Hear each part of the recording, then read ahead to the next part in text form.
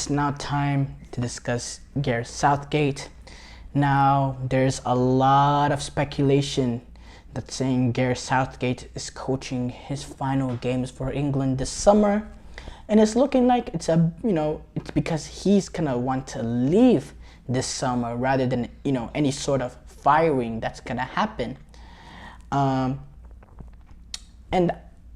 We want to discuss if there's any way Gareth Southgate will be England manager post-Euro 2024. I think Gareth Southgate is coming from a position. Look, I've made my stance clear on him. I think I don't think he's a good coach. I don't think he's a coach that makes a team better than the sum of their parts. I think the way that they, I think there was major coaching flaws in what happened against Italy in the final. Some performances they had earlier in that tournament, especially the one against Scotland. You go back to the World Cup, I think there was some coaching deficiencies. I think he got out-coached in that semifinal against Croatia. But I think that, this is not a manager that'll take you over the top. I think this is a manager that kind of keeps the team level. I don't think he's a bad manager there's managers that are out there that get their team underperforming. I don't think he's that, but I don't think he's a guy that can take this England national team over the top in trophies. Now, I'm making this argument now, but you can throw back this argument, there was a penalty shootout away from this or that.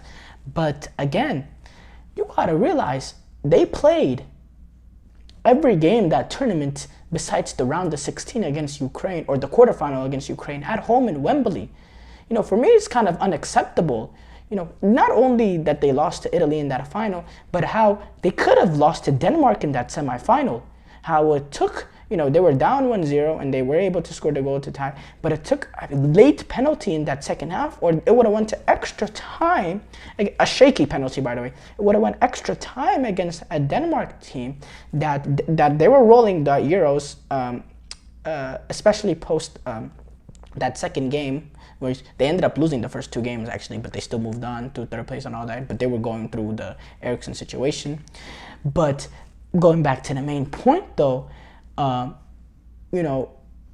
despite the Denmark, and their success that they were able to have that tournament, England were the much better players, the much more talented players there.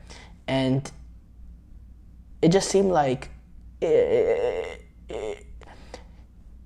was so lackadaisical. England were penetrating, but there was no real sort of style of play. There was no sort of real,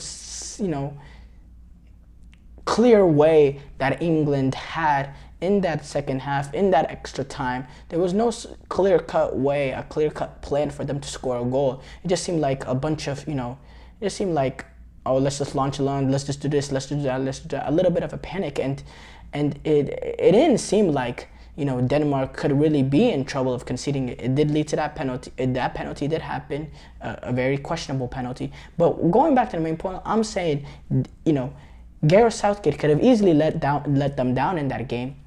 And I think there's been moments. Now, you go back to that last World Cup, obviously, in that quarterfinals against France, there was no playing pragmatic. There was none of that. They just got done by France in a way that France did everyone. When you look at, I'll say this. A lot of people, there was a lot of people that, were eased off criticism of Gareth Southgate after that France game out of sympathy based on how England performed. But, I think the Moroccans could have been saying the exact same thing after that semi-final against France. Because if you look at it within the scope of the game, the Moroccans controlled possession of the ball. It seemed like the Moroccans were the ones that were more threatening throughout the 90 minutes. But France were doing what France did best in terms of getting the goal early, like they did against England, and sit back and observe pressure, because that's what France wanted to do. France were willing to observe the pressure, and as soon as England were able to get the equalizer, France needed a few minutes to gather themselves up, to ready to get going again, to stove off the pressure. And once that was 5 or so minutes was up, France were the ones that created all the chances all over again. France's were the next 5 minutes were the ones that were dictating play. And it took them 5 minutes to get, or it took them like 10 minutes to get that second goal and take the lead back. it just seemed like for me there was it was a lot of easing off Southgate based on, and I'm talking about the media, not based on everyone, but just based on the media. The fans, everyone, all the English fans that I know, they're very, very clear on their stance of Southgate. They don't think he's good enough. They think if you bring in a guy like, this is not going to happen, but if you bring in a guy like a Pep Guardiola or a Klopp or this or that, England will have a major international title by now. And I have to say, I have to agree with, I don't know if I'll agree with them, but I definitely think they have a much, much better chance than what they do, Southgate. And I think that has a lot to do with Southgate, potentially leaving afterwards. I think the fact that, he realizes, not majority, but a decent portion, a loud portion of the English fan base don't think Southgate is up for the job, or even though, he's had great deal of confidence instilled by the English Football Federation and a lot of the pundits. They all happen to be in unison in terms of their praise for Southgate, but amongst the fans, it's been rather, very, very strange. It's been, a lot of Gareth Southgate's very negative towards him and his ability to lead England to the title. So I think that is the main reason why Gareth Southgate might want to leave. So now, winning the Euros, I think that, I think then he has, if he wins the Euros, then it's really up to him. And then it really comes down to whether or not he wants to get back into club football, managing club football. You see the links with United and all that. Maybe he just thinks it's a new time for him, all that. But if he wins the Euros, I think definitely of him not wanting to leave is because of, the way the fans, the lack of embrace from the fans, in some cases negativity that comes from the fans. If that's the reason why he leaves, I think that, I think he stays after the Euros then, if he wins the Euros, because I think, that's gone. At the end of the day, you win a European Championship with England, any sort of negativity coming from the fans is going to disappear. The fans are going to celebrate, the fans are going to sing his name, the fans are going to apologize. That's just the nature of fandom. But if he wants to move on in something, in sort of that esque, and move on to be a club manager, take a job as the manager day in, day out, taking training sessions day in, day out, then I think, winning the Euros and winning the Euros is a great way for him to do that, to step away from England. And I think that puts him as, on a, whether there's right or wrong, it gives him an opportunity to land a pretty good job.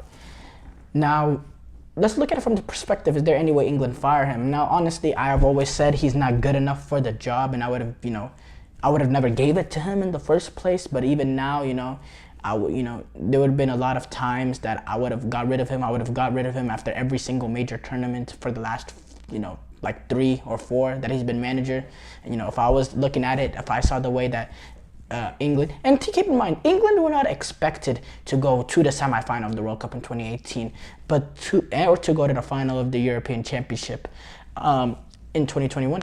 But if you want to look at that objectively, let's look at it from a completely objective point of view.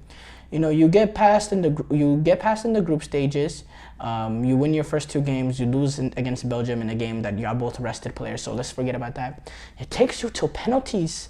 It takes penalties, yet albeit a late equalizer that you actually got the first goal, by the way, by a penalty. It took you to penalties to get past a Colombian team playing without their best player in James Rodriguez, and then I wouldn't say luck, but you get fortunate to take on a rather weaker team compared to other potential quarterfinal teams in Sweden in the quarterfinal, and then you get to the semifinals in Croatia and you lose to the first real team that you go up against. And in my opinion too, that Croatia team has grit, all that, in tournament they have pedigree, all that. You can't deny that. But when you look at it strictly based on players, the England players, how many Croatian players would have gone into that England team? Maybe like 3? But But Zlatko Dalic outcoached Gareth Southgate in that game. And I would have fired him after that. I would have fired him after the European Championship in 2021, where, again, very easy run to the final, in my opinion, playing every game at home besides the quarterfinals, getting to play a weaker Ukraine and Denmark team in the quarter and semifinals rather than, some of the, real teams that you could have faced in the quarterfinals, semifinals, and then getting played against England, Italy, and really suffering for a lot in that game. And then the World Cup, he's accomplished what he accomplished. By the way, they had some bad moments in the World Cup too in the 2022 when you look at the way that they performed against the US, really got outplayed by the US.